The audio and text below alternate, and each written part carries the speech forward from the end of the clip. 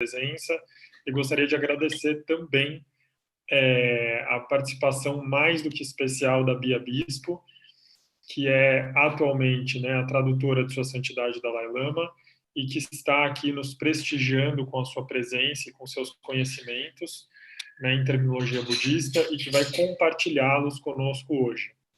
Então, antes da gente começar propriamente este encontro, eu gostaria de trazer boas notícias para vocês. Dizer para vocês que estes encontros com o Bia Bispo, eles têm um propósito, né? Tem um porquê da gente ter convidado a Bia para conversar sobre terminologia budista com a gente. Na verdade, isso daqui é uma aula introdutória para que a gente possa mergulhar em estudos ainda mais profundos dos textos canônicos budistas. Então, eu vou compartilhar a minha tela. Digmela, can you allow me to share my screen? Então, eu vou compartilhar para mostrar para vocês a arte, né, que nós preparamos para divulgar os próximos cursos da Tibet House. Por algum motivo, eu não estou conseguindo. Valentin, I have no option to, so you're showing the upcoming that one, right? Oh yeah, can you just show the publicity? Okay, I'll do that. Yes. Então a gente vai mostrar agora para vocês essa arte de divulgação que a gente preparou, mas eu já adianto para vocês que a gente vai ter programas aí do final de outubro até meados de dezembro, em que nós convidamos Geshe Dorje Damdul e Geshe Penje para ensinar alguns dos principais textos budistas, dos mais importantes textos budistas da tradição da sabedoria, né, do Prajnaparamita. Então, a gente vai ter estudos sistemáticos de 3 textos muito importantes. Primeiro, o Sutra Coração, que muitos que já são praticantes e já estudam, com certeza já devem conhecer, né? Ele é o sutra pequeno da coleção Prajnaparamita e é considerado a essência de todos esses ensinamentos do caminho da sabedoria. E depois nós temos 2 textos que são muito importantes, particularmente importantes na tradição do budismo tibetano, que seriam os 3 principais aspectos do caminho, e o texto em louvor à originação interdependente. Então, esses textos serão abordados pelos geshes, né, pelos 2 geshes são nossos convidados, e além disso a gente vai ter uma palestra com o Tenzin Lodro, que é um mentor, né, um coach, que estudou dentro da tradição do budismo tibetano e atualmente trabalha no mundo corporativo, levando esse tipo de ideia, né, para as pessoas que lá estão. Então, todas essas palestras sobre os textos budistas, elas serão traduzidas pela Bia. Eu vou traduzir a palestra do Tenzin. E a ideia é que aqui a gente possa criar um certo estofo, né, um certo preparo para poder tirar melhor proveito dessas aulas com os geshes. Então, nós agradecemos muito a Bia por isso. As datas exatas a gente ainda não divulgou, porque a gente vai ter algumas pequenas modificações, mas, de modo geral, vocês podem contar com essas datas que aí estão divulgadas, a partir de 31 de outubro até mais ou menos 13 de dezembro, né? As aulas vão acontecer somente aos sábados e domingos, neste mesmo horário. Para vocês terem mais informações sobre os cursos, basta vocês acessarem o nosso site www.tibethouse.org.br e lá vocês vão encontrar essas informações. Nós montamos esse pacote de cursos. Então, a gente vai oferecer esses cursos todos juntos, como se fosse começo, meio e fim. Eles têm uma continuação e, por isso, a gente vai ter o valor de inscrição, ou seja, a contribuição, né, que a gente pede pela participação nesses cursos, será única, né, será uma única contribuição para todos eles, e essa contribuição ela vai poder ser feita tanto por transferência bancária quanto pelo PayPal. Então, de acordo com a conveniência de vocês. Para inscrição, é muito simples. Basta vocês enviarem o comprovante de pagamento por e-mail. O e-mail é aquele que vocês já conhecem, events@tibethouse.org.br, e ali vocês vão já automaticamente fazer a inscrição de vocês. Eu vou receber o comprovante, eu vou entrar o nome de vocês na inscrição, e daí eu mando um e-mail confirmando a inscrição de vocês. Vocês receberão um link, né, da aula e entrarão ali na data marcada para fazer a aula de vocês. Nós ofereceremos comprovante de participação. Aqueles que são alunos da universidade ou que fazem qualquer tipo de extensão e precisam de um comprovante de participação, como se fosse uma atividade complementar, nós vamos emitir esse comprovante. Em princípio, ele será enviado em forma de PDF por e-mail para vocês, e quem precisar dele impresso, quem precisar de uma cópia dura dele, a gente também pode imprimir e enviar por correio para vocês. Certo? Então, eu peço que vocês, por gentileza, nos ajudem a divulgar esses cursos que foram tão carinhosamente preparados, né, para que a gente possa aprofundar nossos conhecimentos na filosofia e na psicologia budistas. E daí, se vocês tiverem qualquer dúvida, podem mandar e-mail para mim ou consultar o site. Tá bom? Então, depois dessas boas notícias, eu vou comentar um pouco sobre o encontro de hoje. Então, como eu já disse, o encontro de hoje, nossa professora é a Bia Bispo. Ela vai falar sobre terminologia budista, e para orientar o nosso encontro, a gente vai usar um arquivo de PDF que será enviado no chat para que vocês possam abrir nos computadores ou nos dispositivos de vocês, mas ele também será compartilhado na tela, e ali vai orientar como a gente vai progredir pelas terminologias que a gente vai estudar. O que a Bia pediu é o seguinte: nós vamos estudar 5 terminologias hoje, 5 termos. E a cada termo, ela vai dar um intervalo para que vocês possam fazer perguntas sobre aquele termo. Então, a única coisa que a gente pede é que as perguntas sejam sempre relacionadas ao tópico atual, o tópico corrente, esse que a gente está discutindo, ou seja, não fazer perguntas sobre o tópico de três vezes atrás, né? Sei lá, o tópico que já foi discutido lá atrás, e também fazer sempre perguntas relacionadas com aquilo que a gente está discutindo, para evitar que a gente se desvirtue, né? Que a gente fuja do nosso tema. Então, essa é uma solicitação da nossa professora para que a gente tenha um bom encontro. Além disso, assim, só para vocês saberem, a gente não vai ter intervalo até as 12, então se vocês, por acaso, precisarem sair, fiquem à vontade. Lembrem-se de desligar os microfones, né, para não ter nenhum tipo de imprevisto com isso. E eu acho que é isso. Esses são os comunicados que eu precisava dar para vocês. Bia, se eu esqueci de alguma coisa, fica à vontade para me lembrar. Eu espero que eu tenha dito tudo que eu precisava. E agora fica totalmente à vontade, porque a sala é sua. Obrigada. Oi, pessoal. Eu sou Bia. Eu sou uma pessoa,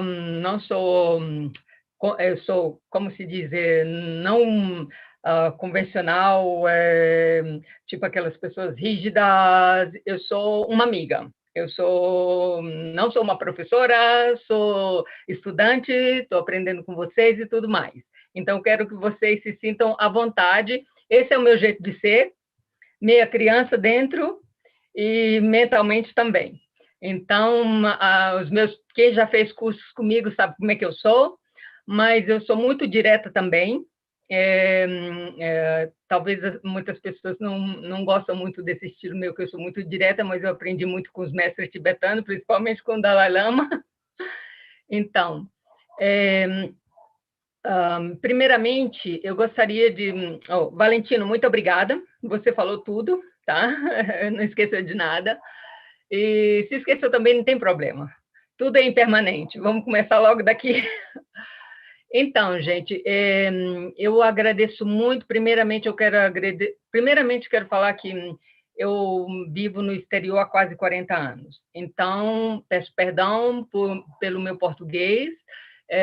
Às vezes eu falo algumas palavras trocadas, às vezes não me vem a palavra e eu falo uma palavra italiana ou uma coisa assim, mas mais ou menos dá para entender no final das contas, né? Então, isso também é bom para aqueles que me criticam muito com uma tradução simultânea. E, e é só uma correção que eu vou fazer para você, Valentino. Quando a gente traduz simultâneo, ou quando a gente traduz consecutivamente, o certo é interpretar, porque a gente interpreta. Então, isso é uma minha amiga budista, que ela trabalhou na ONU, e ela sempre corrige nós, tradutores do Dalai Lama, fala assim, vocês não são tradutores do Dalai Lama, vocês são intérpretes, porque vocês interpretam aquilo que o mestre está dizendo. Quando a gente traduz livros, então aí é tradução. Eu faço tradução de livros. Então, intérprete é completamente diferente interpretar um mestre de traduzir um livro.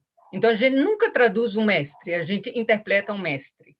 Então, porque a gente procura converter na nossa língua aquilo que que faz com que a pessoa entenda melhor o significado naquele momento. E é impossível você traduzir quando você ou traduz simultaneamente ou consecutivamente, você traduzir um mestre, um professor. Então, quer dizer, a gente interpreta. Então, eu peço a todos aqueles aos ouvintes, a vocês que estão escutando, de nunca criticar os intérpretes, porque todos os intérpretes ninguém é manjushri. Se fosse todo mundo manjushri, eu fosse Buda, então você fala e já vai ficando tudo gravado na sua mente. E ninguém é um gravador, né? Então, por isso que é muito importante as pessoas fazerem essa distinção e saberem que um intérprete não é um tradutor. Um tradutor é só tradutor de livros. Então, quer dizer, eu faço ambos. Eu traduzo livro e sou intérprete do Dalai Lama e de alguns mestres. Isso é muito importante que as pessoas saibam o trabalho de um intérprete e tradutor, tá? E, primeiramente, eu gostaria de agradecer ao nosso querido Jigme Serin, que é o atual diretor da Academia do Tibete, por ter me convidado para explicar algumas terminologias filosóficas budistas, porque algumas pessoas lhe disseram que as terminologias budistas são muito difíceis. E um mês atrás, mais ou menos, conversando com o Jigme, ele me falou isso. Então, eu falei assim, Jigme, eu não tiro a razão dessas pessoas, porque certas terminologias budistas são muito difíceis.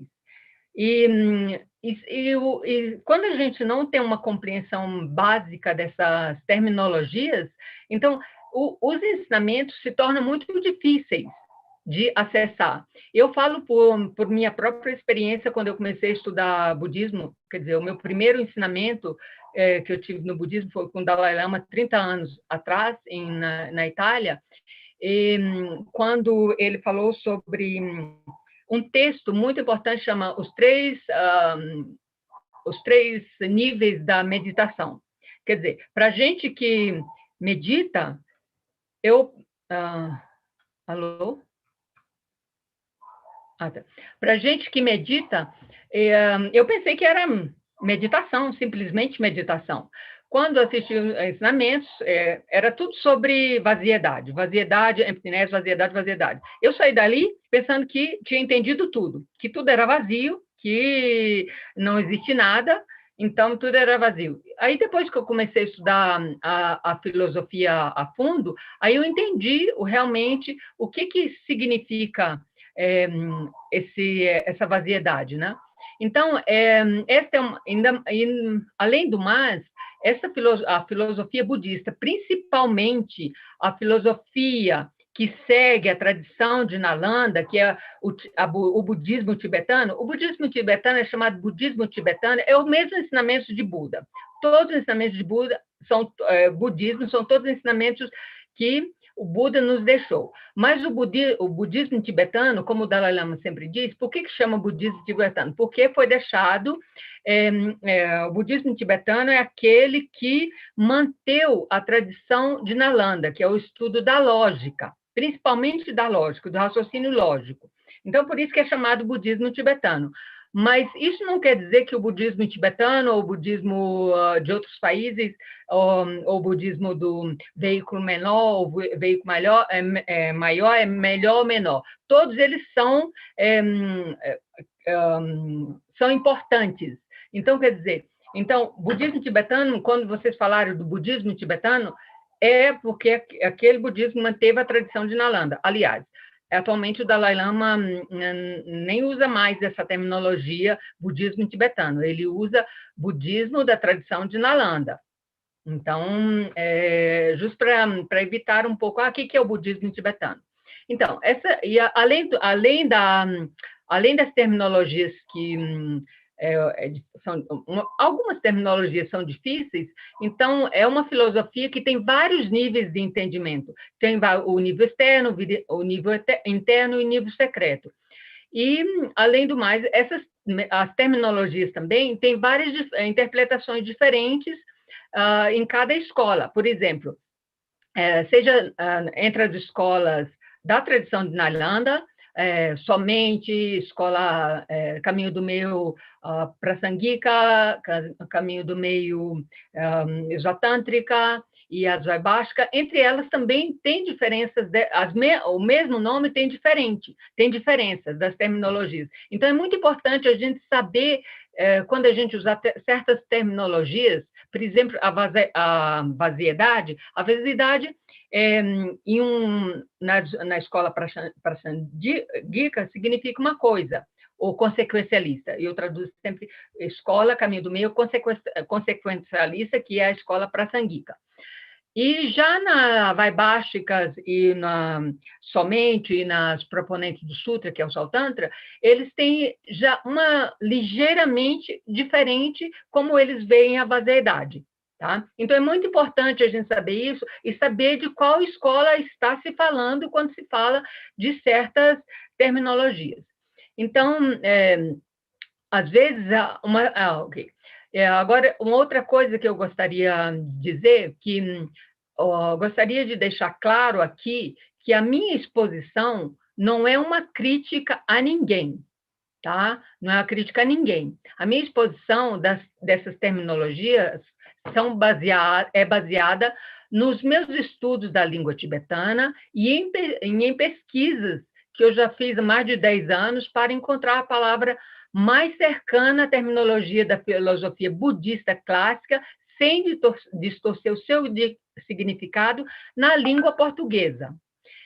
Eu não inventei, algumas pessoas já me disseram, eu não importo com crítica, sendo uma crítica construtiva, não tenho nenhum problema. Que eu inventei um neologismo, ou que eu inventei umas terminologias. Não é assim. Eu sou muito cuidadosa em usar certas palavras, em usar certas coisas, né? Então, as terminologias que eu usei, que eu questionei, foi muito bem pesquisada. Então, todas elas já existem no vocabulário português, algumas não são dicionarizadas, mas são usadas amplamente, como é o caso da vaziedade. Vaziedade, eu tenho vários materiais que falam sobre a vaziedade, inclusive a nível gramatical. Depois eu vou colocar os links na página Dharma em português, que daí quem quiser pesquisar, quem não acreditar em mim, quiser pesquisar, pode pesquisar. E eu acho que é importante clarificar, uma outra coisa, eu acho que é importante clarificar os significados dessas terminologias em base aos conhecimentos. Depois, cada um faz o que quiser, usa o que quiser. Quem quiser continuar usando vacuidade, usa. Quem quiser continuar usando vazio, usa. Mas o meu dever, para mim, é explicar o porquê eu uso certas terminologias, tá? Tipo, também, eu não uso a sanga, eu não uso a mandala, porque tem umas razões lógicas porque eu uso o sanga e o mandala. Tá? Isso eu vou explicar amanhã ou depois, ou no fim dessa classe aqui, se der tempo. Acho que, mas em termos dessas terminologias, para vocês compreenderem os ensinamentos, eu acho que um pouquinho eu posso ajudar, posso ser de benefício, né?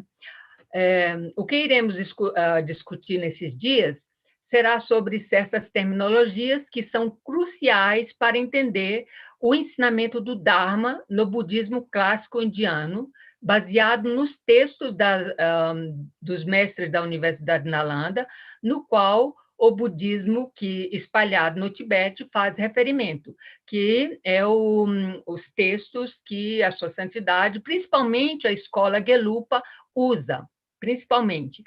E como o Valentino disse, quando o Digme me falou que ia fazer esse grupo de ensinamentos com Doge Dondu e Geshe Pende,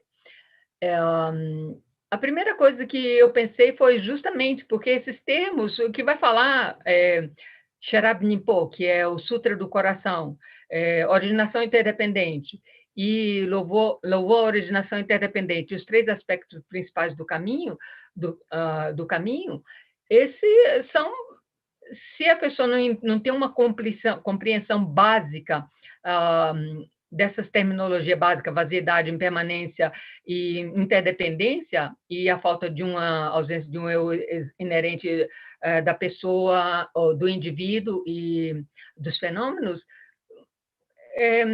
vão ser muito difíceis. É claro, vai ficar sempre algo, porque esses mestres eles têm tanta compaixão que o jeito que eles ministram os ensinamentos, eles vão de A a Z. Eles falam sempre no início em maneira geral, né? Quem já assistiu os ensinamentos do Dalai Lama vê como é que eles fazem. Todos os mestres da tradição tibetana, eles ensinam do mesmo jeito. Começam de uma maneira muito fácil, que é para abranger todos os seres, e vai cada vez se aprofundando mais, tá? Então, mas se vocês já sabem um pouco da parte lógica, pela parte lógica, compreende essas terminologias básicas, vocês vão tirar muito mais proveito desses ensinamentos que virão, né? E os ensinamentos do Dalai Lama também, os próximos ensinamentos vindouros. Então, de importância crucial abordarmos a filosofia budista com uma correta compreensão etimológica dos termos, para evitarmos interpretações errôneas de uma filosofia que, em certos aspectos, é aparentemente complexa. Primeiramente, tem aquilo que poderíamos chamar de um conjunto de palavras-chave para compreender essa filosofia, que eu chamo de um conjunto de palavras-chave, que uma vez que você já compreender principalmente esses cinco terminologias que eu mencionei, vai ser muito mais fácil, tá? Eu acho que isso era uma coisa, uma fala introdutória que eu disse, né? Então, Valentino, you can project the text if you want. I will talk about the impermanence. Ok. As palavras-chave são, eu vou falar todas três: impermanência, interdependência, vaziedade,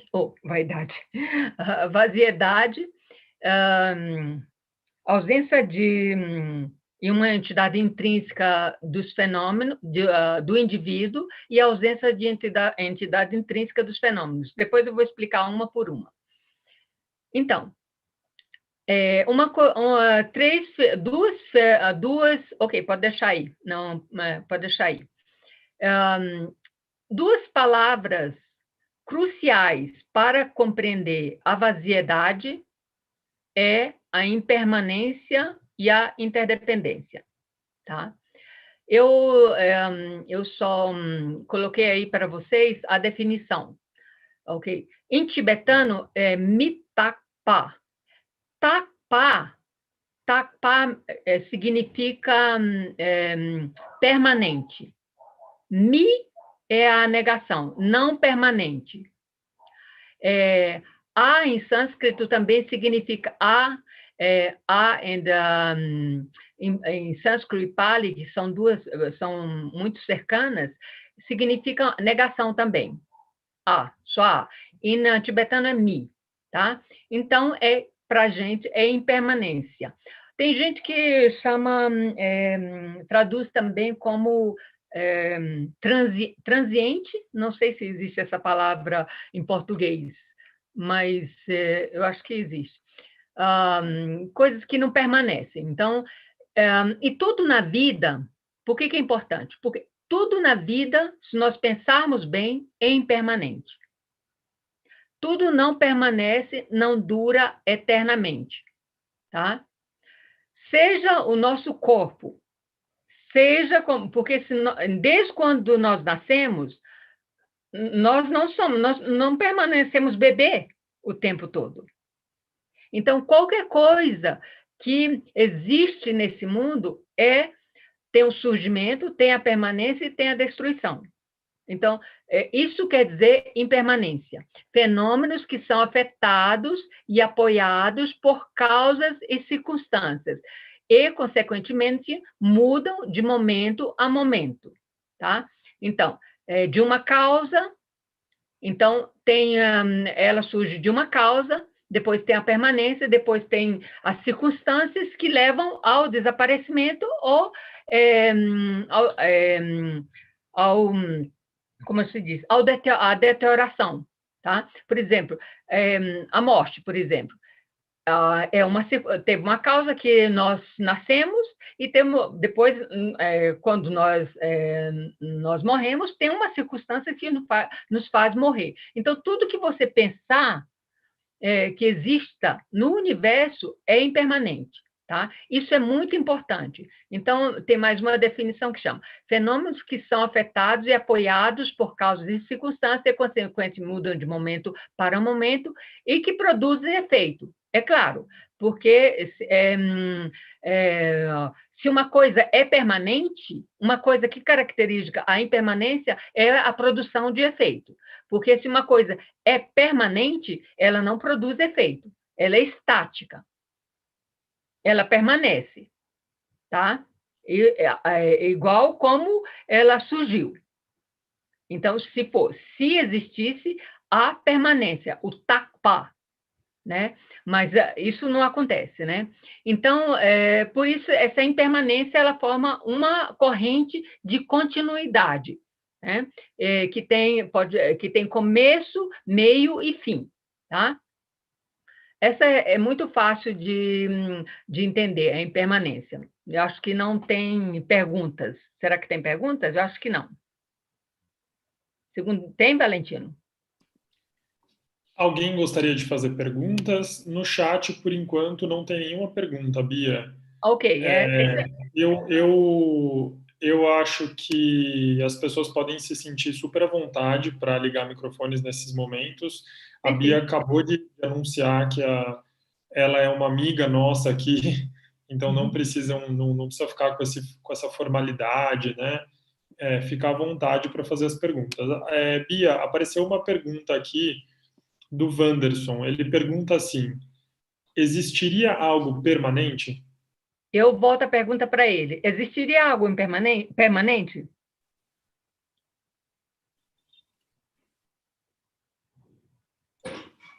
Oi, Bia, bom dia.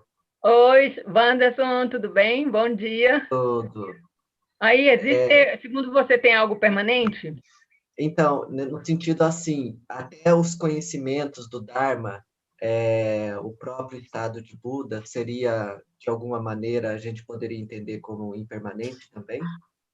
O quê? Os ensinamentos? Os ensinamentos do Dharma, o estado de Buda, O que e você assim, de acha? uma forma, Eu vou usar a já me lógica que usa questiono. no budismo. O que você acha? Começa a pensar. O que você acha?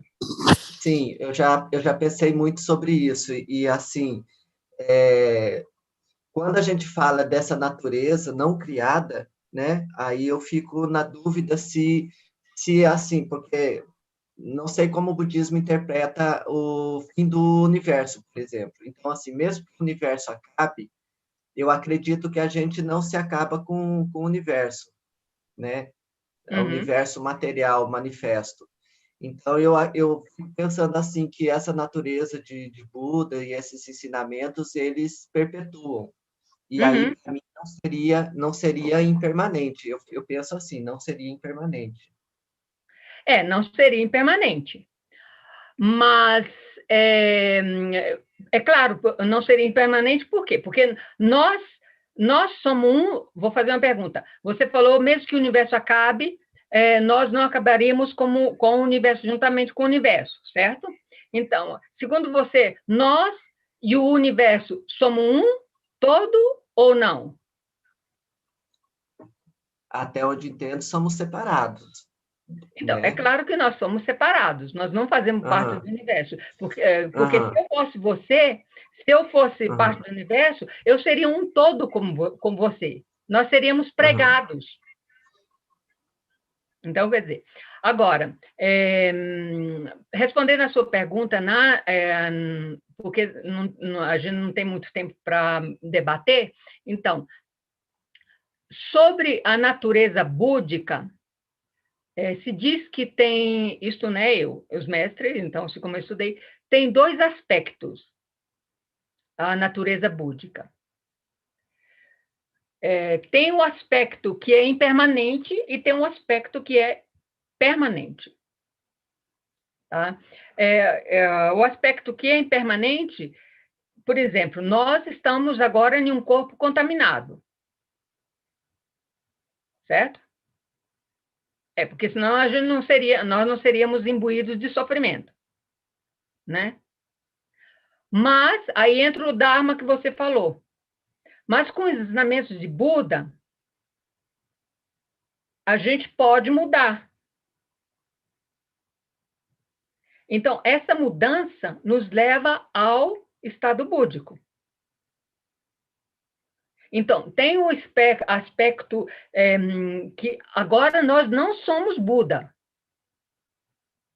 Isso do ponto de vista budista. Eu estou respondendo para o Wanderson do ponto de vista budista, tá? Então, porque alguns de vocês que podem estar assistindo essa classe pode não ser budista também, mas eu estou explicando o Wanderson do ponto de vista budista, porque o ponto de vista budista, nós acreditamos que nós podemos chegar ao aspecto primordial, a união com a natureza primordial. Então, aquele aspecto é o aspecto Tathagata Garbha, o Tathagata Garbha. O Tathagata Garbha é a natureza búdica, como diz o Dalai Lama, é aquela que é incontaminada. Eu acho que eu vou falar um pouquinho disso amanhã, quando eu falar da mente, tá? Então, esse aspecto, tem dois aspectos, tem um aspecto permanente e o aspecto impermanente. Então, a impermanência também, acho que vai chegar aqui, mas se eu chegar, eu já antecipei, porque tudo que depende de a interdependência. Aí eu vou falar o próximo aí, tá? Ficou claro um pouco? Eu não vou, porque se eu for explicar o resto, eu vou atropelar a outra palavra, tá? Ok, Tá, Valentino, ficou mais só claro. essa, tá? Então, a É, próxima... Ah, fala. Tem mais? desculpa, eu não sabia. Tem mais uma pergunta no chat. Eu não sei se você já concluiu tua resposta para o Wanderson. Já. Porque Já, senão eu vou mas responder, eu tenho que entrar em outra coisa que seria da originação interdependente. a Cibele, ela te cumprimentou e perguntou o seguinte. Ela disse que ela já leu em alguns textos filosóficos que Aham. algumas coisas, como o espaço, por exemplo, são permanentes. Você Ah, poderia tá. falar um pouco sobre isso? Ok. O espaço é permanente? Era essa a pergunta que eu ia responder para o Anderson. Mas, ok, isso entra na originação interdependente. Tudo aquilo que depende de outro é impermanente. O espaço, para ser chamado de espaço, depende de quê? Cadê ela? Me põe ela no vídeo. Cibele, você está aí?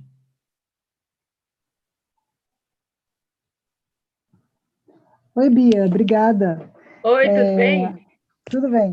Então, é legal essa questão, porque aí, será que tem a ver, então, essa coisa aquilo, eu li algumas coisas, eu não sou Eu sei. estudiosa nem nada, mas enfim, né? E essa coisa do espaço ser permanente eu li, porque não, segundo aquela função de que ele não desempenha função, de que ele não sofre mudança e tal.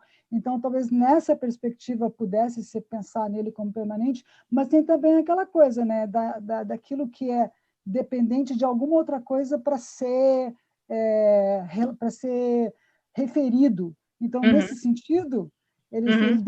ele seria dependente da ausência de espaço, por exemplo, talvez. Né? Eu não sei. E quem é que julga, quem é que reconhece o espaço? Não, no caso, tem que ter uma mente que aponte alguma coisa como sendo espaço. Exatamente. Então, do Com momento que certeza. você tem a mente que reconhece, você já depende da mente para o espaço existir. Uhum. Então, Tá? deixa eu te perguntar uma coisa, Bia. Nesse caso, então, tem uma coisa assim, quando a gente fala em impermanência, a gente Uhum. fala necessariamente em dependência. São duas coisas que estão intrinsecamente ligadas? Exatamente, mas esses são os dois conceitos básicos. Aí entrava, era por isso que eu não queria responder essa pergunta para o Anderson, porque isso entra no conceito da originação interdependente. Uhum. Porque aí eu vou já para o outro, a originação interdependente. Tyndall, que daí entra nessa pergunta. Eu sabia que essa pergunta ia vir sobre o espaço, porque eu perguntei tantas vezes quando eu comecei a estudar, e o espaço não é permanente? Que todo mundo pensa que é permanente, né? Mas Uhum. é permanente para nós aqui na Terra.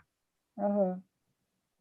Será que outros indivíduos, em outras. Porque, vê como é que é? Porque nós pensamos com uma mente limitada.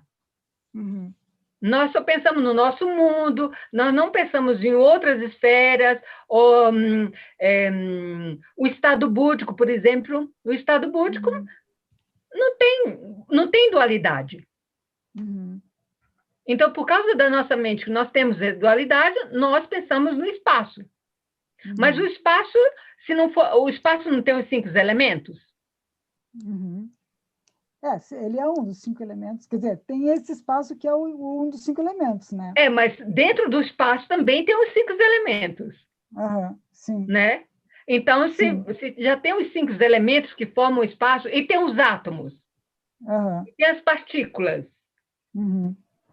Então, tudo isso faz com que o espaço exista. Tem a mente que conceitualiza o espaço, Uhum. né? Então, quer dizer, para uma pessoa cega, o que é o espaço?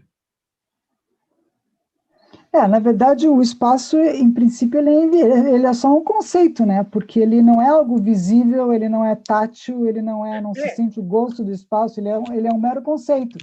Ele existe Exatamente. como ausência de obstrução, né? Que seria aquela Ausência de noção. obstrução, exatamente. Para certos corpos, Sim, claro. né? Então, Uhum. isso entra na originação interdependente, mas essa é uma coisa, porque a gente toma, por isso que o Dalai Lama sempre fala, a gente toma tudo por garantido. Entendeu? Então, o espaço em si, por exemplo, agora tem que falar também, quando a gente estuda isso, estuda muita lógica, porque aí que eu falo, tem um espaço dentro de um copo e tem um espaço fora do copo. Por exemplo, esse espaço dentro do copo, no momento que o copo... por que ele é permanente ou impermanente?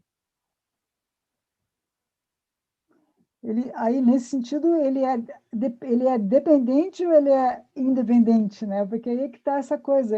Porque quando o copo quebra... o espaço na verdade, o copo se quebra, mas o espaço é o mesmo, tanto fora quanto dentro, tecnicamente. Mas aí a gente fala espaço dentro do copo. Sim. Então, eu acho que é isso que tu colocaste, que eu achei bem interessante. Essa coisa da coisa de uma coisa ser dependente, né? Esses dois conceitos, de dependente e impermanente, como eles estão interrelacionados. Eu achei bem legal. Não só eles, mas eles é a chave. Esses dois, todo mundo acha vaziedade, é a chave para entender a vaziedade, tá? Então, vamos lá. Tendel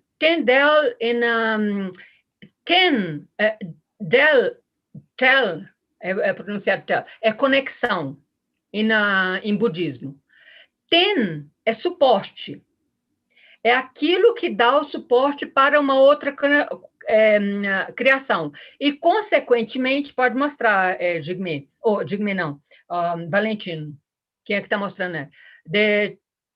Tendel, originação interdependente. Essa definição é de um mestre, um outro grande mestre, Jango Contro. Aquilo que surge a partir de uma conexão interdependente. Eu traduzo, eu já vi originação dependente, entendeu? Mas dependente também funciona. No inglês eles também traduzem, alguns traduzem interdependente, outros traduzem dependente. Em tibetano também, em tibetano só tendel, só. Algumas traduções desses grandes que criaram o tibetano, eles traduzem interdependente ou dependente, porque surge ou origina em dependência de algo. Não só ele se origina, mas do momento que eles originam, é interdependente, é uma cadeia. Né? Do momento que ele se origina, ele já é a causa para um outro resultado, né? Para um resultado. Aquilo que surge a partir de uma conexão interdependente. Quando causas e condições diferentes se encontram em dependência uma da outra, ocorrem diferentes resultados e em várias maneiras, dando lugar a outras causas diferentes.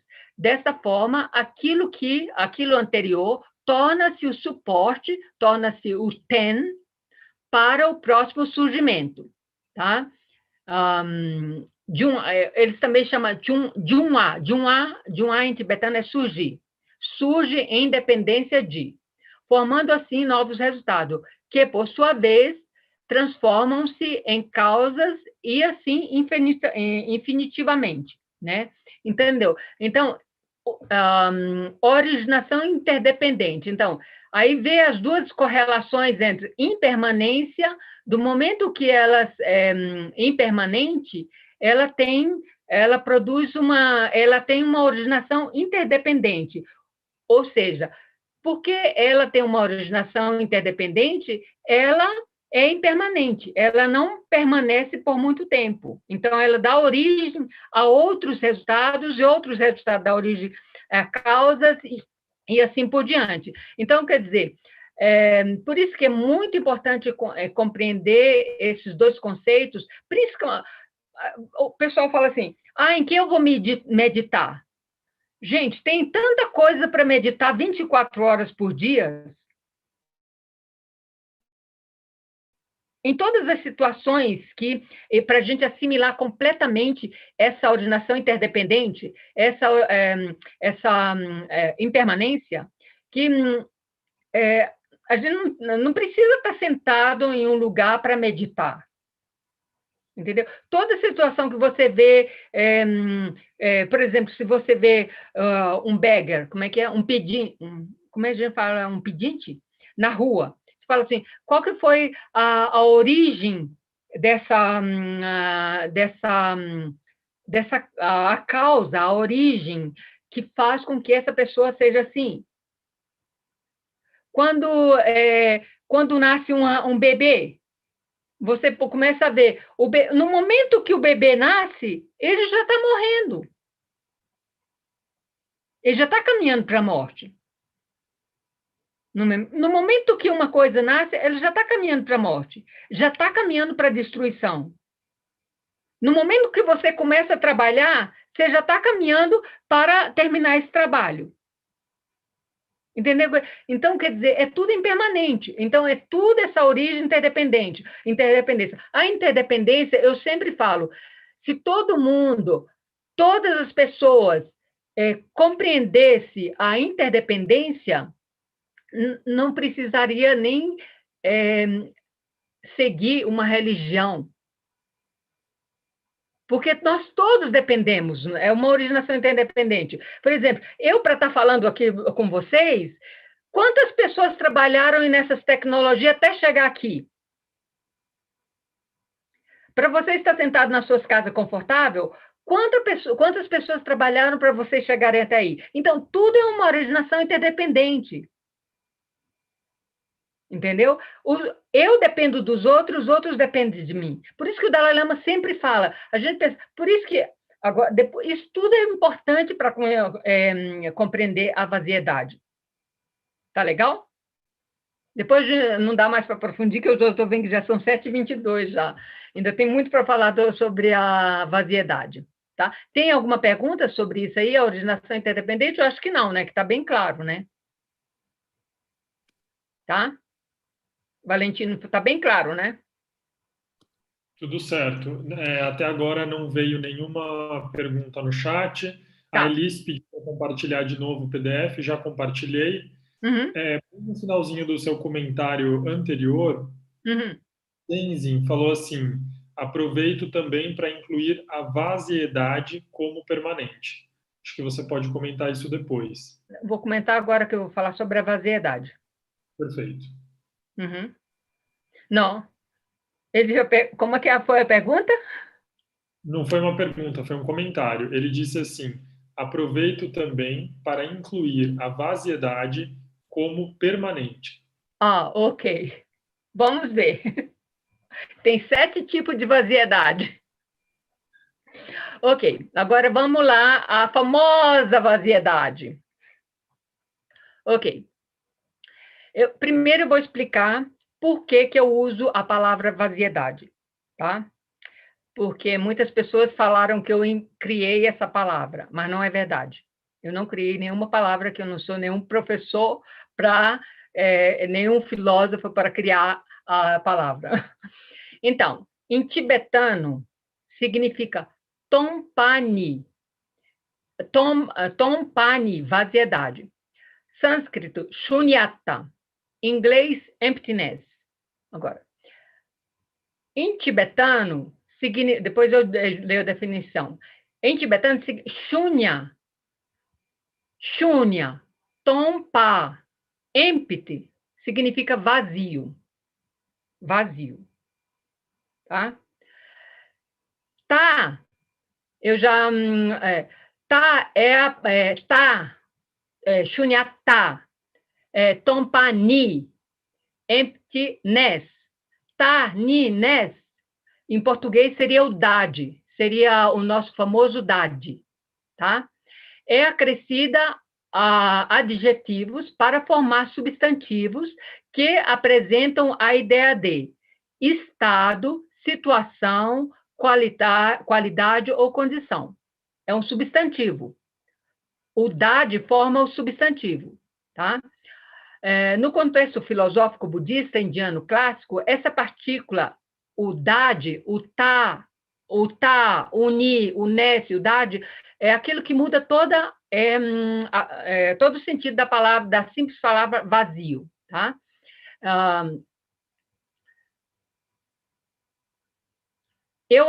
Por que eu adotei a palavra vaziedade e não vacuidade?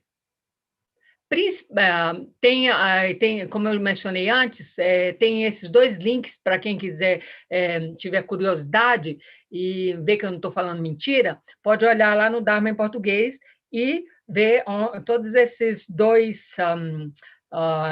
links de onde eu tirei essa palavra vaziedade. Inclusive, é de uma professora, um mestrado, uma dissertação de um mestrado de uma professora na Universidade de Coimbra, em Portugal, e a outra é do departamento, é uma reescritura da Eternidade Dourada, de Jacques Kerouac, do Departamento de Tradução da Universidade de Brasília.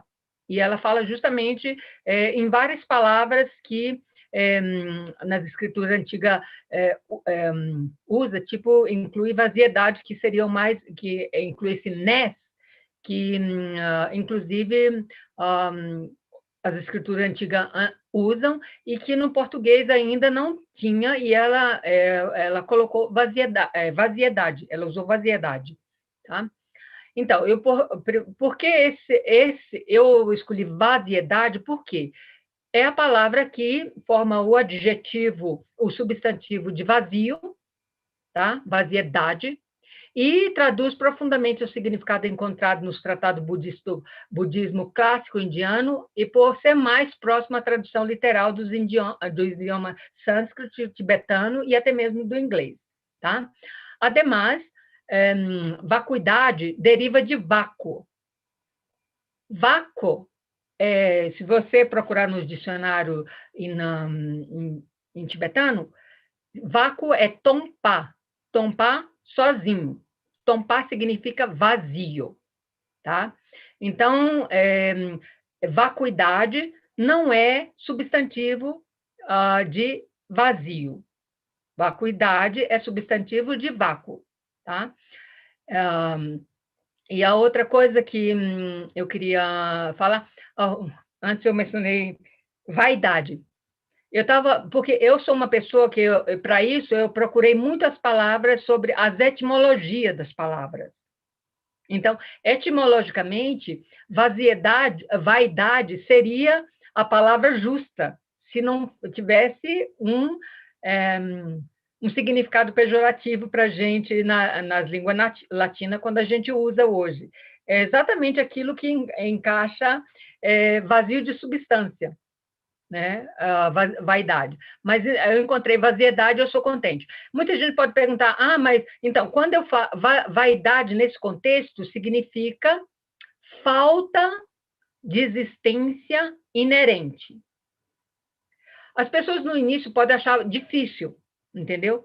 Mas eu tenho certeza, assim, que, por exemplo, como eu já falo vaziedade, na minha mente já vem não tem uma existência por si só, tá? Então, eu uso vaziedade por esse motivo. Então, não é um neologismo, eu não criei, é uma palavra que já existe, tá? E, embora a interpretação do termo vaziedade seja descrito diferentemente em várias escolas budistas e ainda no Tantra, em geral, no contexto filosófico budista, o significado de vaziedade refere-se à falta de existência inerente, intrínseca, independente, ou mesmo vazio de existência inerente. Então, por que eu estava conversando com o tradutor indiano outro dia, que eu queria saber. Eu vou só citar um verso do Sherab Nimpo, do Sutra do Coração. Tem forma vazia, não. Forma é vazio, vazio é forma. Forma não é mais nada que o vazio, vazio não é mais nada. Não. Forma é vazio. Primeiro é vazio. Seja em inglês está escrito vazio, em tibetano está escrito tompa, vazio. O resto é vaziedade. Vaziedade é forma, forma não é outro que vaziedade, vaziedade não é outro que forma, não é nada mais que forma. Então, mas eles usam vazio, o vazio em si, sozinho, é zero, significa nada. Então, se eu falar que nada existe, então, se eu falar vazio em vez de vaziedade ou shunyata, eu prefiro usar shunyata. Mas o tempo que eu emprego para explicar shunyata, eu empregaria também para explicar vaziedade, é a mesma coisa. Que shunyata é uma palavra emprestada e vaziedade é uma palavra em português. Então, para mim, é a mesma coisa, é a mesma, o tempo que eu levo para explicar uma, eu explico a outra. Entendeu? Vaziedade, a pessoa tem mais o conceito português. Algo que vem do vazio. Shunyata, eu ainda teria que explicar o que é shunyata, shunya. Então, a gente pode usar vazio, mas quando você tem um entendimento fixo na sua mente de falta de existência inerente. Eu, antigamente, antes de eu encontrar a palavra vaziedade, eu preferia traduzir vazio de existência inerente, que é muito mais longo. E o vácuo, por exemplo, é porque aí vocês nunca estudaram a filosofia budista mesmo, assim, da escola de Nalanda. Quando a gente estuda para aprender esse significado da vaziedade, é quase um ano. Você faz analogia. Vazio da mente, vazio da mesa, vazio do corpo, vaziedade de tudo. Então, quer dizer, se eu perguntar assim, a minha mente é vácua, fica um pouco bem estranho, né? Ou a mesa é vácua. Se eu falar a mesa é vácua, a mesa é vazia, aí já vem a pergunta, vazia de quê? Aí a resposta vai ser vazio de existência inerente. Ou quer dizer, não existe por si próprio. Tá legal? Então, a vaziedade em si, ficou claro porque eu não uso a palavra vacuidade e vaziedade, eu acho, não sei. Valentino, o que você acha? Precisa mais de alguma coisa?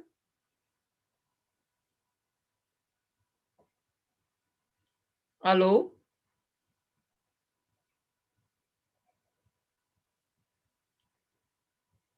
Valentino?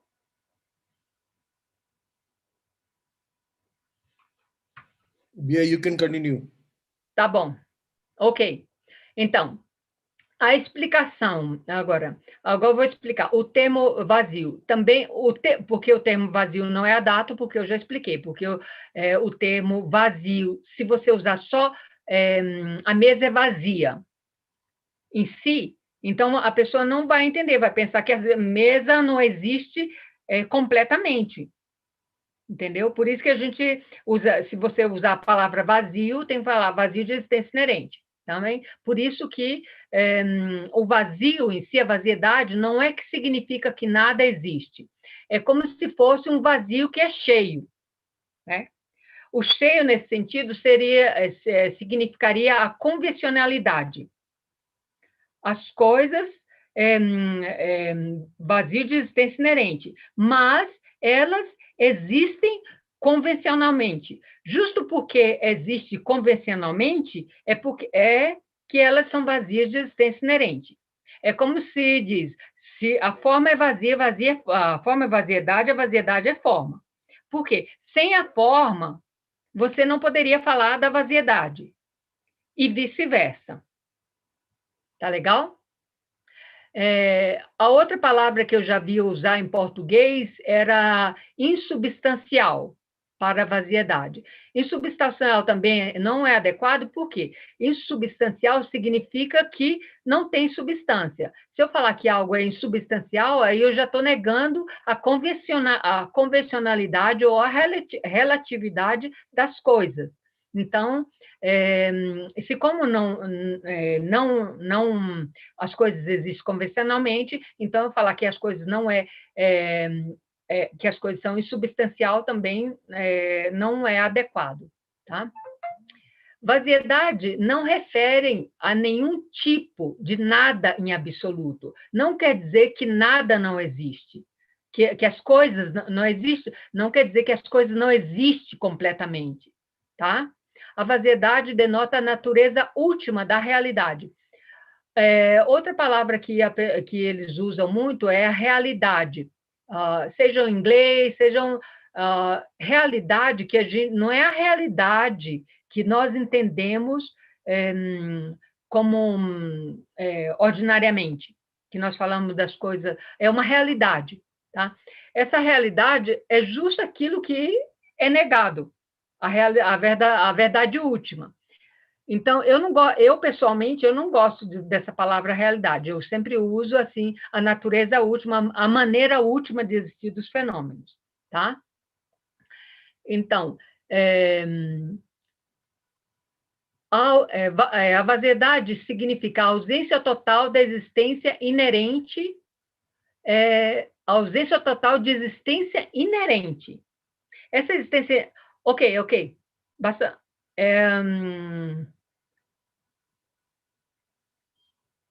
Digme, ok, stop here. Ok. A vaziedade, então, quando eu falo existência inerente, isso é muito importante para o seguir também. Então, por isso que eu falei antes que a impermanência e a originação interdependente é muito importante para compreender a vaziedade. Então, se como a vaziedade significa ausência de existência intrínseca, significa algo que surge por si só. Algo intrínseco na natureza dos fenômenos que faz com que eles se autoexistissem sem causa e condição. Entendeu? É isso que quer dizer vaziedade. Porque as coisas são vazias de existência inerente, elas não são autossurgidas. Elas não surgem por si só. Os fenômenos, em geral, eu gosto dos fenômenos porque usar a palavra fenômenos, que por fenômenos engloba tudo. Se eu falo só coisas ou objetos, aí, pelo conceito que nós temos na língua ocidental, então a gente pensa que é só as coisas palpáveis. Não, então, fenômenos inclui também fenômenos, os pensamentos também, os fenômenos mentais, tá? Então, são vazios de existência inerentes, não são autossurgidos. Os pensamentos também não são autossurgidos, não surgem por si só. Entendeu? É muito diferente do que a gente pensa que surgem por si só, tá? Então, é isso que quer dizer vaziedade, falta de existência inerente. Por isso, do momento que ela não tem uma existência inerente, ela surge em independência de algo, de causas e condições. Do momento que surge de causa e condição, então, são impermanentes. Então, essas três palavras, essas duas primeiras palavras, é muito importante para compreender a vaziedade, que é vaziedade, que é falta de existência inerente. O que é falta de existência inerente? Não existe por si só, não é autossurgido, não é automanifestado, não se manifesta por si só. Isso é muito importante entender esses conceitos. A ausência de uma maneira... essa aqui é a definição do Alex Berzin. Ele fala que a ausência de uma maneira impossível de existir. Essa maneira impossível de existir impossível de existir quer dizer autônoma. É como se diz, a ausência de uma maneira de existir autônoma, por si só, em outras palavras.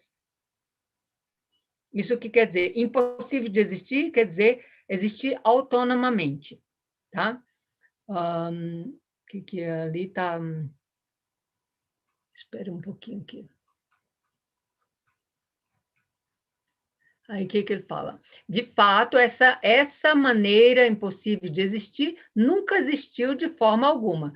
de fato, essa maneira impossível, de fato, essa maneira, essa autoexistência, esse autossurgimento, nunca existiu de forma alguma.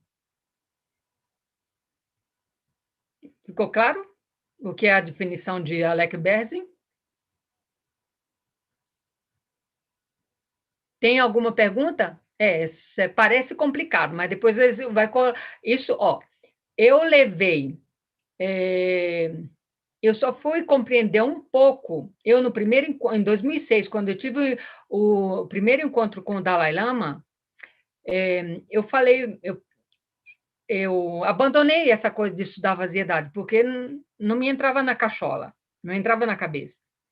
De fato, eu falei assim, Sua Santidade, a partir de outras coisas que eu falei assim, eu queria uma benção para o Senhor, para que eu, nessa vida, realizo a bodhisattva, né? A grande compaixão, porque essa vaziedade é muito difícil para mim entender. Eu não entendo nada dessa vaziedade, entendeu? Então, por incrível que pareça, nos próximos ensinamentos que ele falou dessa vaziedade, eu tive uma compreensão intelectual, não é que nada de realização, porque tem diferença entre realizar diretamente a vaziedade e realizar intelectualmente a vaziedade. Tá? Por que a vaziedade é importante, que o Dalai Lama fala muito, que a gente tem que... vaziedade, quando a gente fala vaziedade, a não compreensão dessa maneira de existir dos fenômenos, que é vazio de existência inerente, que não tem um autossurgimento, isso dá origem à ignorância básica. Quando o Dalai Lama fala de ignorância básica, é a não compreensão dessa vaziedade. E por causa que nós não compreendemos essa vaziedade, nós pensamos, quando o Dalai Lama fala que as coisas, nós projetamos nas coisas como se tudo externamente existisse solidamente por si próprio. E como tal, eu acredito que eu sou autossurgida, inerentemente, não tenho, sou uma pessoa, são duas pessoas sólidas que brigam com duas pessoas sólidas. Com outra pessoa, uma pessoa sólida briga com outra pessoa sólida, porque eu acredito que o outro existe inerentemente.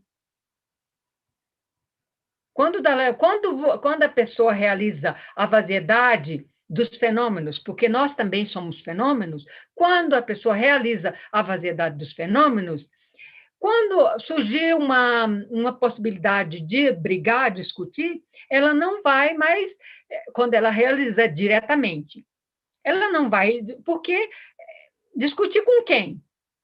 Se é vazio de existência inerente, eu estou discutindo com quem? Convencionalmente, a outra pessoa existe, mas não existe como eu a projeto. Eu projeto a pessoa, as coisas, tudo, como existir solidamente, que elas nunca mudariam, que aquela pessoa vai ser sempre raivosa, aquela pessoa vai ser sempre criadora de problema, entendeu? Por que toda essa cadeia de interdependência, impermanência e vaziedade é muito importante compreender para nos liberar das nossas emoções negativas? Por isso que o Dalai Lama sempre fala. Aliás, o Dalai Lama é muito compassivo, porque essa coisa de vaziedade, ele só, no estudo da lógica clássica, você só estuda realmente nos monasteiros. Entendeu? Então, por momento, é isso. Tem mais coisa para falar, mas se não ficou alguma coisa clara sobre a vaziedade, aí, se tiver alguma pergunta... Olha, Bia, eu queria te agradecer, viu?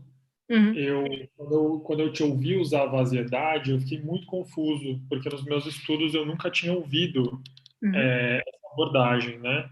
Uhum. E eu acho que ela realmente ajuda muito a gente a entender, de fato, o que é que esse conceito nos chama atenção para, né? Uhum. Entender que, na verdade, a grande briga das pessoas quando elas estão estudando isso é justamente diferenciar do conceito de nada, Uhum. né? Eu acho que quando a gente traz para a vaziedade, a gente realmente consegue entender muito melhor, né? Quando a gente afasta da noção de vácuo, Uhum. né? Quando a gente fala Uhum. vacuidade, a gente fica muito preso a vácuo. E daí Uhum. as pessoas realmente acabam caindo nessa compreensão de ausência, de nada. Uhum. Eu queria, eu queria te fazer uma pergunta, Bia. Uhum. Eu já ouvi uma forma de traduzir Uhum. como talidade. Uhum. Era isso que eu É, ia falar agora. legal, legal. Não, Obrigado, Bia. talidade são sinônimos. Eu vou dizer, era isso que eu ia dizer. Os sinônimos de vaziedade depende das escolas, depende do texto. é, Significa assim como, tal como é. Talidade vem da palavra tal como é. Natureza tal como é. Se eu falar talidade, natureza última, o que é mais que eu coloquei ali?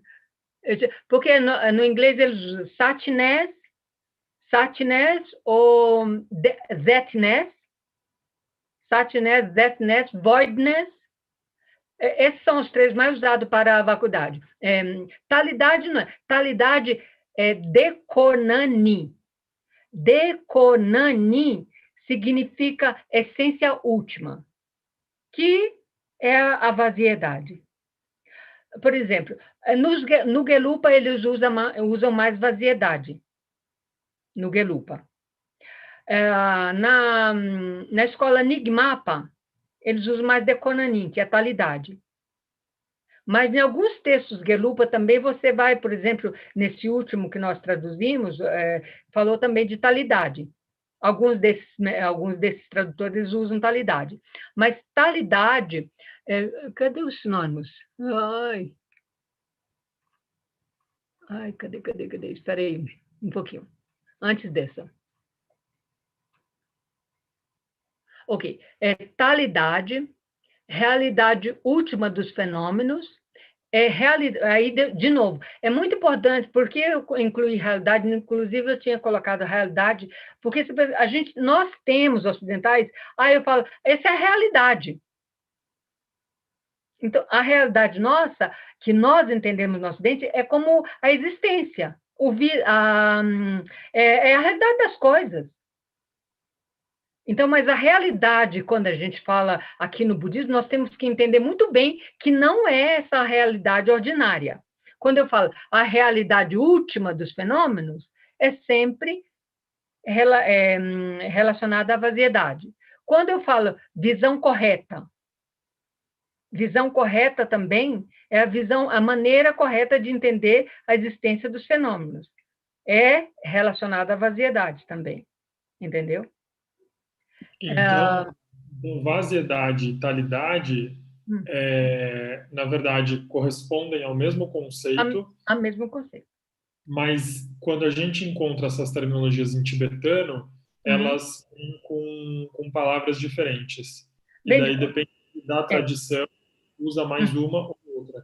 Uhum. Exatamente. Tá? Aí, por isso que é muito importante, mas o Gelupa também ele usa Dekonani. Dekonani é traduzido como talidade. Outra palavra que eles usam, que eu não gosto muito, é nadidade, que também tem em português. Nadidade. Porque se eu colocar nadidade, vem do nada. Não, mas aí eu não posso falar nada, não é nada, eu estou falando dade. Porque o dade, nesse caso, o vaziedade, ou nadidade, ou talidade é mais assim como é, tal como é. A natureza última. Entendeu? O talidade, o nadidade, é uma qualidade do vazio. Qual é a qualidade do vazio nesse caso? A existência inerente. Então, vazio de existência inerente, entendeu? Mas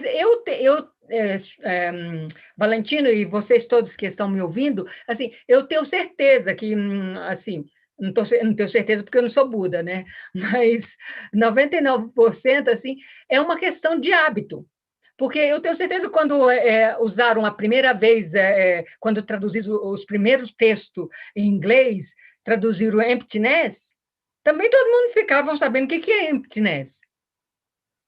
Né? Mas eu acho, para a gente que tem em português, como não é uma palavra usada, o vaziedade, assim, é usada, mas não é, a pessoa não... Quando a próxima vez falar vaziedade, a pessoa já vai automaticamente entender vazio de existência inerente. Entendeu? Por que usa essas palavras pequenas? Porque tem os debates. Então, nos debates, não dá tempo de você pensar uma frase. Então, você tem que encontrar. Então, as pessoas que falam assim, se as pessoas entendessem, estudassem realmente o inglês, assim, no inglês eles têm milhões. That, ness.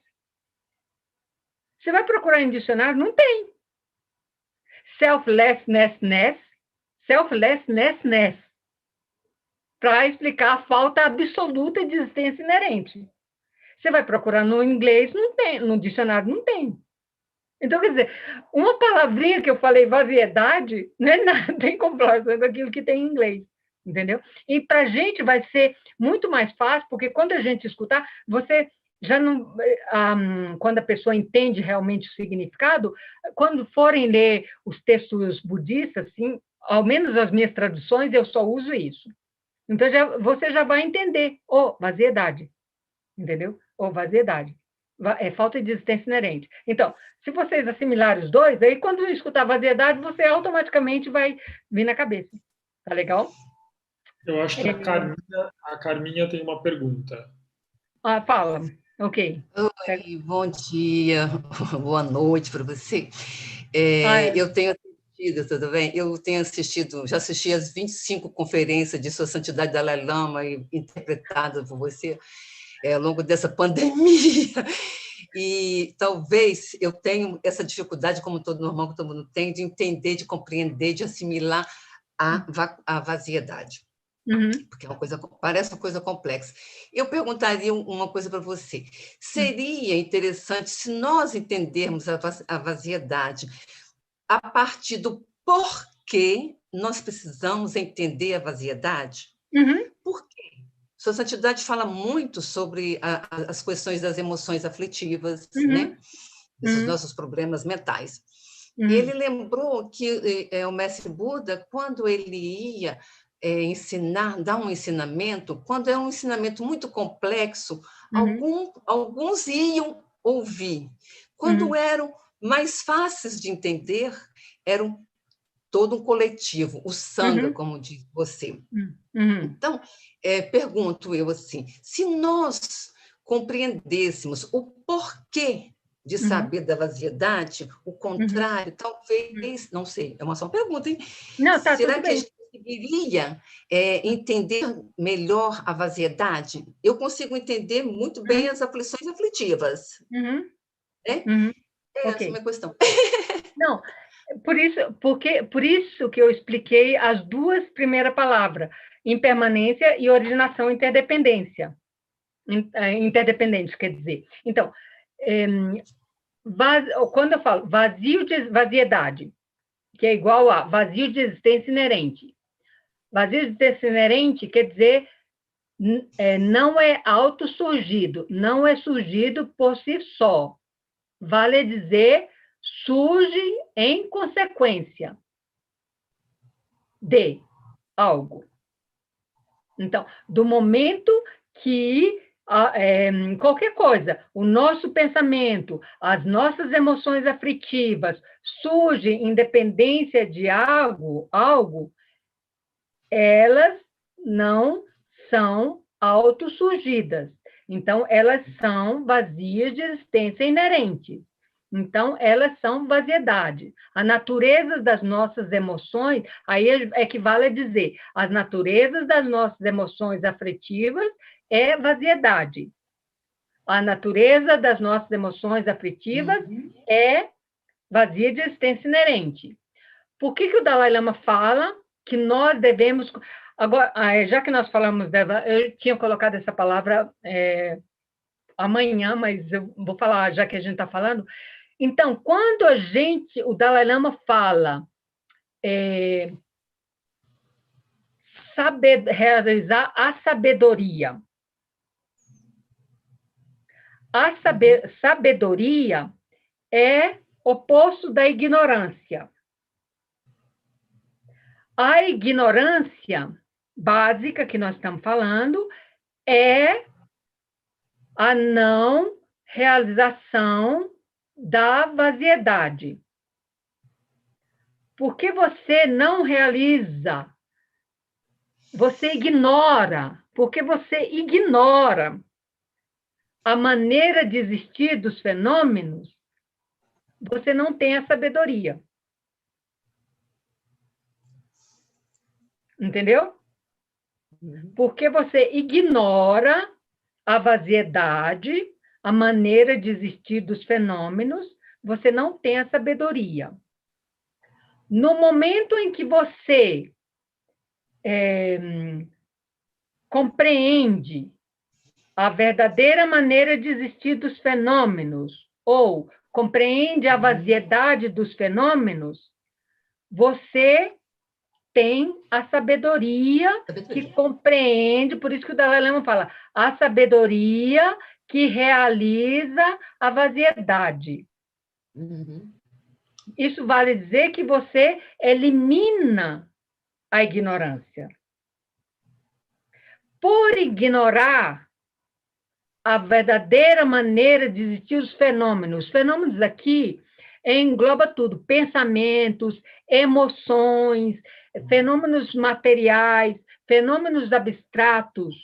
Por ignorar isso, nós acreditamos que essas emoções existem.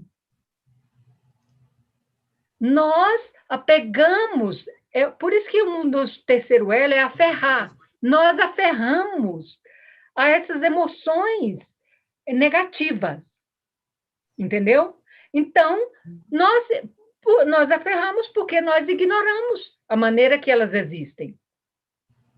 Mas, por exemplo, vou te dar um exemplo.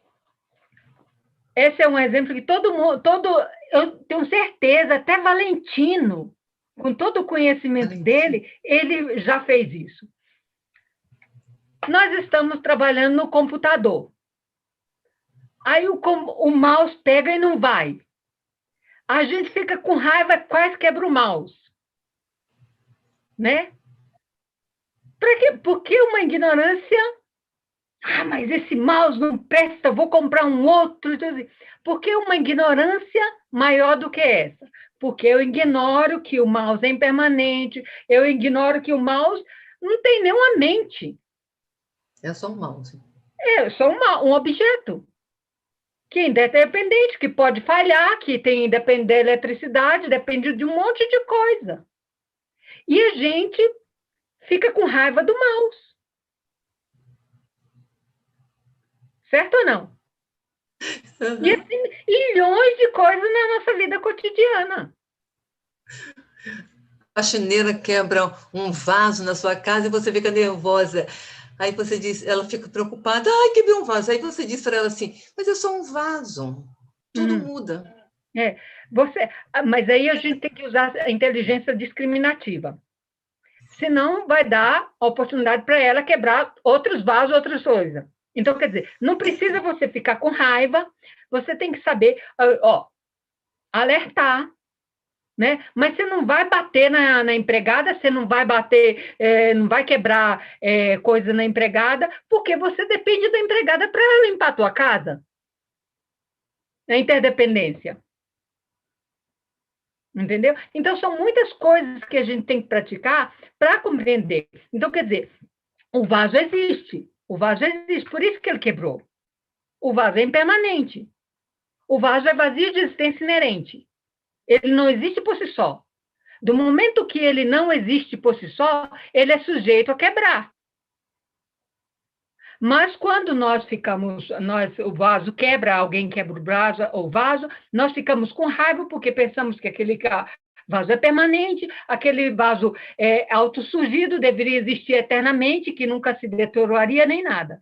Entendeu? Isso que a gente... Porque o Dalai Lama insiste que compreender a vaziedade é importante por causa disso, porque realmente eu digo para vocês, não é que eu realizei nada, estou longe de realizar, porque realizar, quando eles falam realizar diretamente a vaziedade, eles falam que não tem palavras para explicar essa realização. É como se fosse, eles comparam a quem esses mestres que já realizou a vaziedade diretamente, eles comparam isso como colocar um açúcar na boca de um mudo e perguntar para o mudo que gosto que o açúcar tem.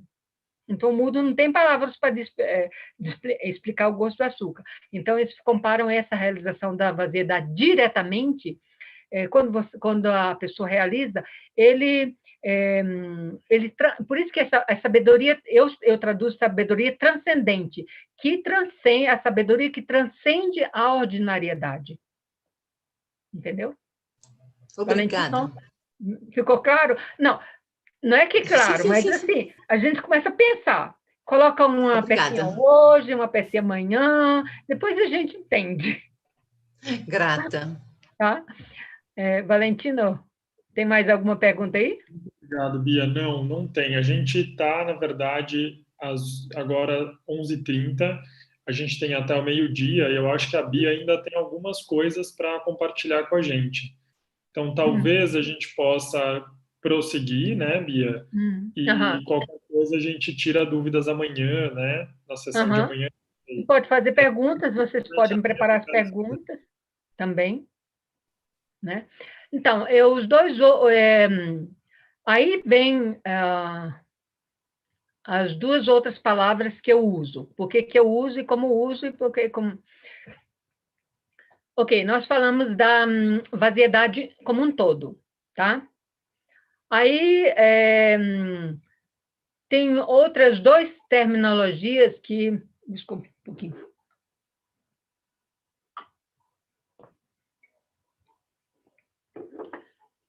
Tem duas outras terminologias que é bem usada, tá? No budismo clássico indiano, que é selflessness, tá? Então, eu não poderia falar selflessness sem falar do self.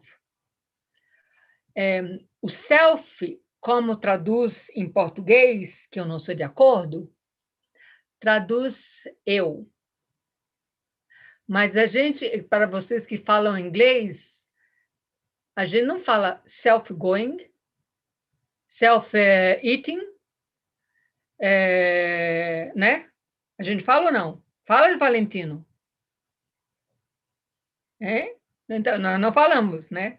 Self-going, self-eating, self-sleep. Nós falamos eu, né? Nós falamos eu. Então, eu não sou de acordo, nesse caso de filosofia budista, de traduzir self como eu, tá? Porque o tibetano também, no tibetano, significa dak. Dak. Dak também, o eu em tibetano significa nga. De fato, quando eu falei para... por que eu sei muito dessas terminologias? Foi porque, como vou anunciar também antecipadamente para vocês, que eu traduzi o livro, terminei de traduzir o livro, o primeiro volume do livro Ciência e Filosofia de Acordo com os Tratados Budistas Clássicos. Então, lá tem toda a parte lógica, tem muita dessa coisa assim, e eu achei, assim, muita dificuldade de traduzir essas terminologias. Por isso que eu pesquisei, porque não é um livro simples, e é um livro didático, é um livro muito bom, assim, E eu traduzo de uma maneira mais...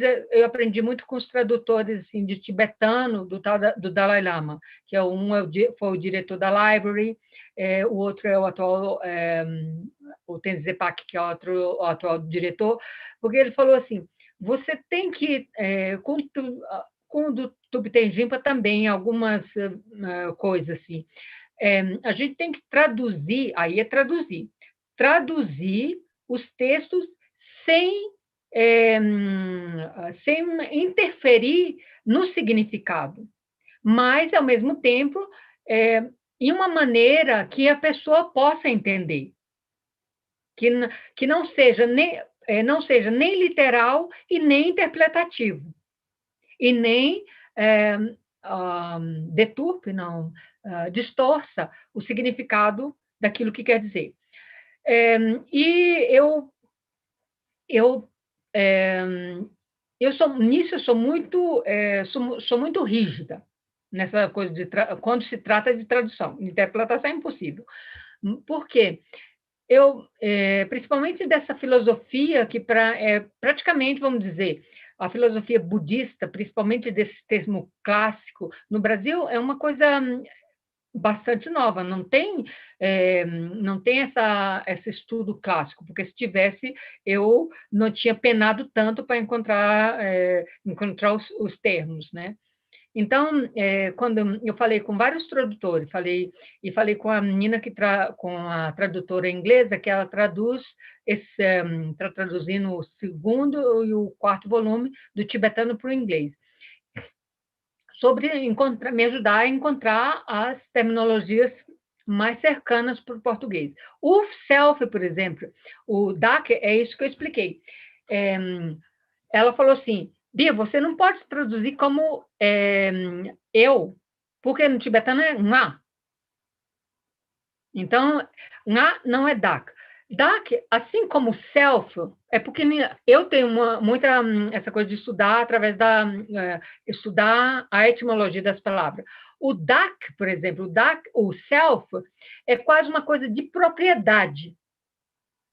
Tanto é que eu digo yourself, myself, que seria myself. O self em si seria si próprio. Não seria eu, seria si próprio. Ele próprio. É uma coisa de propriedade. Não é uma coisa, não é uma... como é que a gente fala? Eu, você? Não é um pronome, não. Como é que a gente fala? Eu, tu, ele.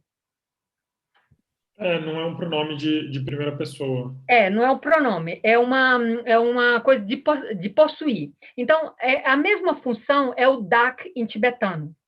Em sânscrito eu não sei bem também, mas eu não sei.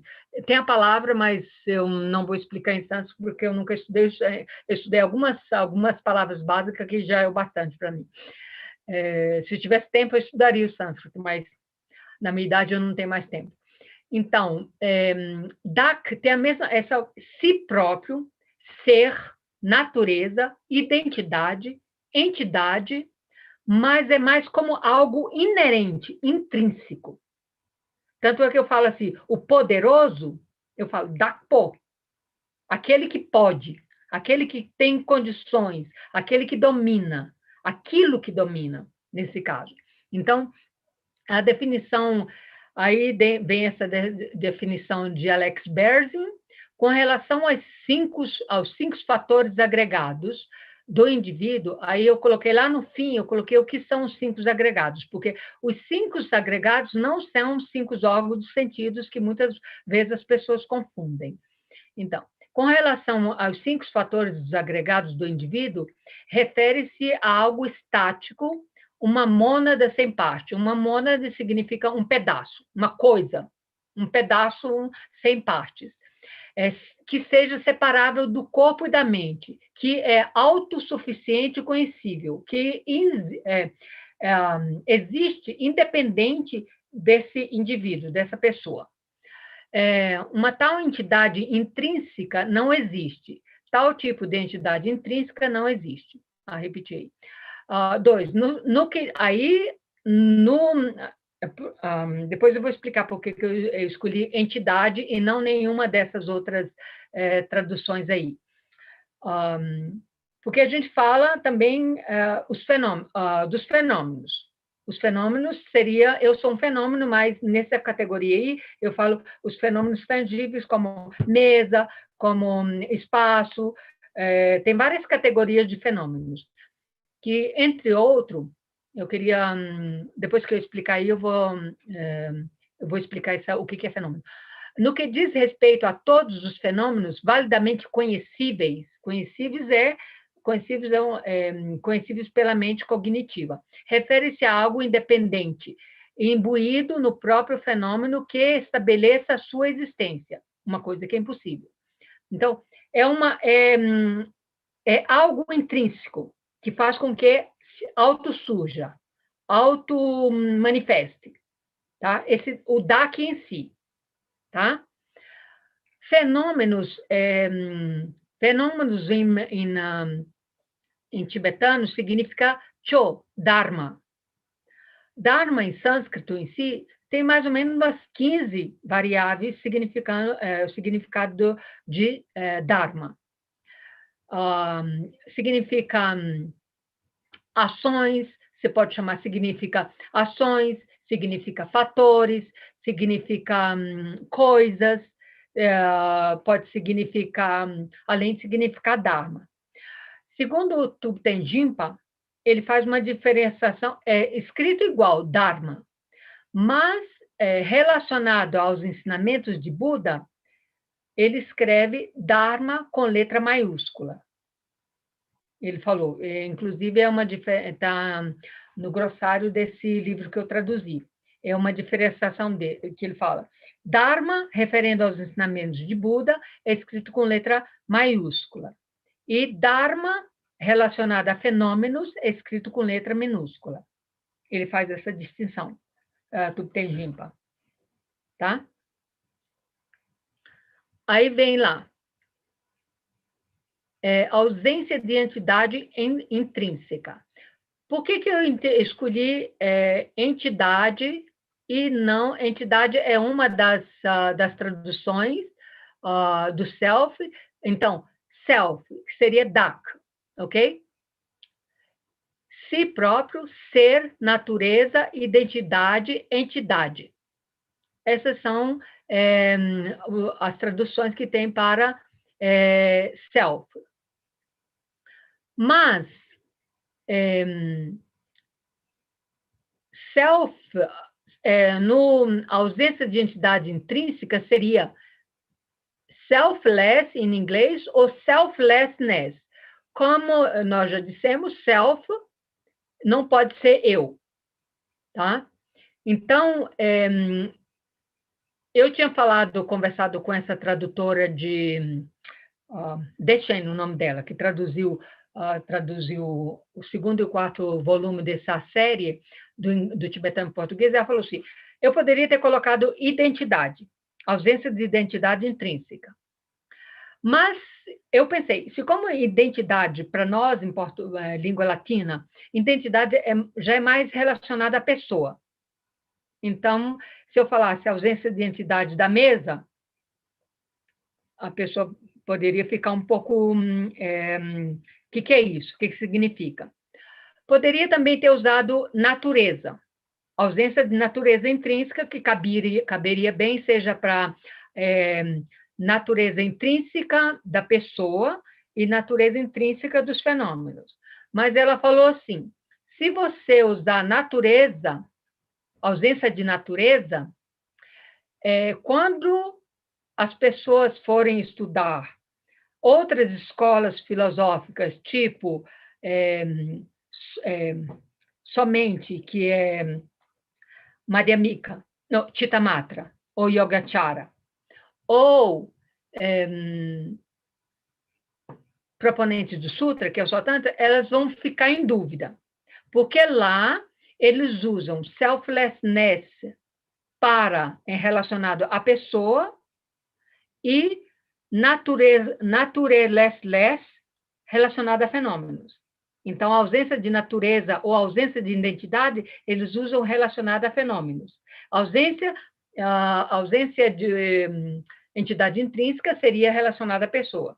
Então, eu não poderia usar ausência de natureza intrínseca, e na ausência de identidade intrínseca, nesse caso aqui da escola Prasangika, do caminho do meio. Porque isso é mais relacionado à escola do caminho do meio, que nós estamos vendo, essa ausência de entidade intrínseca. Ele usa para ambos. Eles usam selflessness. Por isso que eu escolhi a única opção que me restou foi entidade. Ausência de entidade intrínseca dos fenômenos e ausência de entidade intrínseca das pessoas. Ela falou assim, você tem que colocar intrínseca, porque se você colocar só ausência de entidade, não vai render o significado. Entendeu? Vai ser difícil. Então, você tem que colocar intrínseca. Então, porque o intrínseca significa, nesse caso aí, agora, a outra palavra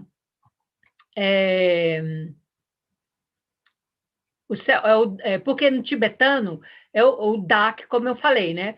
Não. Aí depois tem mais 3 palavras aqui.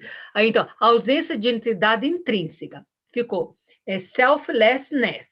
Essa é a palavra, selflessness, ausência de entidade intrínseca. Só isso, tá? Aí depois, aí vem a definição do glossário o que significa ausência de entidade intrínseca. Intrínseca, como nós vimos, entidade intrínseca, vamos explicar, entidade intrínseca é algo dentro do indivíduo ou da pessoa que faz com que eles se autossurjam. Tem esse poder de autossurgimento intrínseco na natureza, intrínseco dentro da pessoa. Seria isso, que faz com que ele surja. Tá? Então, isso é entidade intrínseca. A ausência significa não entidade intrínseca. Não tem uma coisa ou algo que faz autossurgir. Não existe. Ok? Parece meio confuso, mas não é. Então, entidade intrínseca sozinho significa algo que intrínseco dentro de você que te dá a possibilidade de autossurgir independentemente, por si próprio. Ok? Ficou mais claro? Então, entidade intrínseca, só a palavra. A ausência, eu digo que não tem essa entidade intrínseca que te dá o poder de autossurgimento. Porque, no caso das pessoas, depende de causa e condição. No caso dos fenômenos, também depende de causa e condição, tá? Para surgir. Então, aí ele define, a ausência de qualquer essência ou entidade duradoura, independente, singular ou permanente dentro dos indivíduos ou dos fenômenos. Aí, se vocês quiserem completar, que faz com que eles se autossurjam, se manifestam, vivam, autoexistem independentemente. É isso que quer dizer, tá? Aí depois vem, tem uma explicação lógica bem grande. Aí tem ausência de entidade intrínseca. No budismo, que eu já mencionei antes, a gente fala de 2 tipos de ausência de entidade intrínseca. Um é a ausência de entidade intrínseca. Está terminando, Valentino. Estão cansados, né? Lógica, essa parte lógica tem que colocar bem bastante a mente para funcionar. Eu estou explicando assim o mais claro que eu posso, né? Depois é você estudar. Então, quer dizer, na filosofia budista, em geral, todas elas têm, tá? A ausência, só que no caminho do meio, para Sangika, eles usam a mesma palavra para os 2. Só que a ausência de entidade intrínseca do indivíduo, que aí, de novo, é uma outra palavra que eles traduzem do inglês como pessoa. Mas no tibetano, não. No tibetano é dak, é kanzak. Kanzak gi da me. Tá? E ausência de entidade intrínseca dos fenômenos. Cho gi da me. Tá? Então, eles usam o mesmo selflessness, a mesma palavra, entidade intrínseca, seja para os fenômenos, seja para o indivíduo. Já em outras escolas, eles usam entidade intrínseca para o indivíduo e natureza intrínseca ou identidade intrínseca para os fenômenos. Por isso que eu usei entidade intrínseca aqui, para os dois, tá?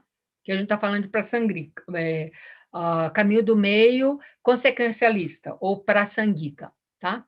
Aí vamos lá para baixo. Tá meio confuso isso aí? É bem...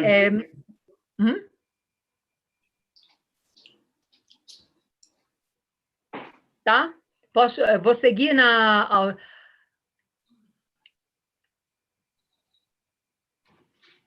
Ok.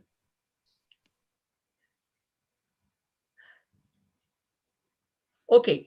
Aí vem ausência de entidade intrínseca do indivíduo. Vamos nessa daí. Ausência de entidade intrínseca do indivíduo. Primeiro, o tibetano. Não, parei. Para. Stop. Ok. Kanzak, tibetano. Kanzak significa indivíduo. Dag, como eu já expliquei, entidade. Me significa não, ausência. Tá? Em sânscrito, Pudgala Nayaratimya. Tá? Mas vou explicar o tibetano que eu sou mais familiarizado. Kanzak, já está explicado aí, né? Vocês têm essa explicação aí, né? Indivíduo, do indivíduo, Kanzagi, dak, si próprio, ser, identidade ou entidade intrínseca. Me, não, ausência, falta. Em inglês seria no self, selflessness ou selfless. Of a person. Por que o inglês usam person? Porque eles não têm a palavra indivíduo. Eles têm a palavra individuals. Mas individuals não é a mesma coisa que indivíduo. Certo, Valentino? Para vocês que falam inglês, né? Então, mas em português nós temos indivíduo. Nós temos individual e temos indivíduo. Então, o certo para o português, por isso que tem muitas coisas que eu traduzo do tibetano, porque nós temos as palavras em português. Então, ausência, então ficaria Kanzak, indivíduo, Dak. Nesse caso aqui, por causa das outras escolas, nós vamos usar, eu usei entidade, tá? Intrínseca, e me, ausência. Porque se falar não entidade intrínseca, ficaria, eu achei mais bonito usar ausência. Ausência de entidade intrínseca do indivíduo, tá? Então, aí vem a explicação de Alex Berzin, a definição. Com relação aos 5 fatores agregados do indivíduo, refere-se à ausência total, à vaziedade, a falta refere-se à ausência de existência inerente de algo que se encontre dentro dos agregados, que seja estático, uma mônada sem parte, separável do corpo e da mente e autossuficiente. Tá? Isso aí é bom, o Dalai Lama sempre fala com isso, fala disso aí. Em vez do indivíduo, ele usa o eu. Porque nesse caso aí, eu, pessoa e indivíduo, nesse caso, seria quase como se fossem sinônimos. Tá? Então, Então, você como pessoa, você como eu como eu, você como pessoa, ou fulano de tal como indivíduo, nós não temos uma entidade intrínseca dentro de nós que nos faça, que seja separado do nosso corpo, separado dos nossos agregados, separado da nossa mente, que existe por si só. Que faz com que nós autossurgimos. Certo? Existe ou não, segundo vocês? Eu pergunto. Que os outros ouvintes, tem algum ouvinte aí que quer falar alguma coisa? Existe ou não?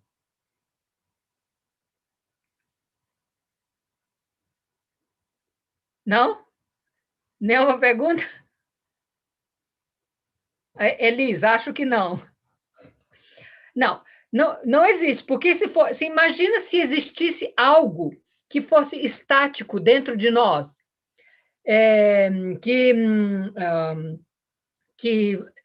nos fazia autossurgir, algo permanente. Então, que bom, nós não envelheceríamos, certo? Se fosse algo, uma mônada, um peço, nós caminharíamos como um robô, assim, sem mexer. Então, quer dizer, é isso que